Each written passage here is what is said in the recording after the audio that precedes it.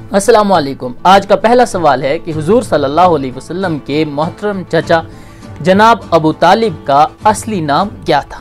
جواب: حضور صلی اللہ علیہ وسلم کے چچا جناب ابو طالب کا اصلی نام عبد مناف تھا۔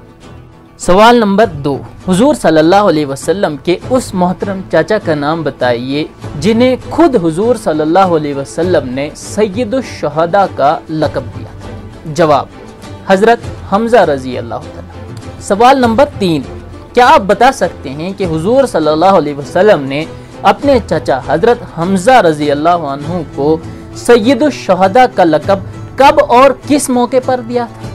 جواب: حضور صلی اللہ علیہ وسلم نے انہیں یہ لقب غزوہ احد کے موقع پر دیا تھا، جب حضرت حمزہ رضی اللہ تعالیٰ عنہ کی لاش کے ساتھ دشمنوں نے مسلح کیا تھا، یعنی ان کی لاش کے ٹکڑے کیے تھے۔ اس وقت جب حضور صلی اللہ علیہ وسلم نے اپنے چچا کی لاش دیکھی تو کہا کہ یہ سید الشہداء ہیں، یعنی تمام شہداء شہیدوں کے سردار ہیں۔ سوال نمبر 4، حضور صلی اللہ علیہ وسلم کے چچاؤں کے نام بتائیے۔ جواب: حارث، ابو طالب، ابو لہب، زبیر، حضرت حمزہ اور حضرت عباس رضی اللہ عنہ۔ سوال نمبر 5، کیا آپ بتا سکتے ہیں کہ حضور صلی اللہ علیہ وسلم کے کتنے چچا تھے اور ان میں سے کتنے مسلمان ہو گئے تھے؟ جواب: حضور صلی اللہ علیہ وسلم کے کل 6 چچا تھے، جن میں سے حضرت حمزہ اور حضرت عباس رضی اللہ تعالیٰ عنہ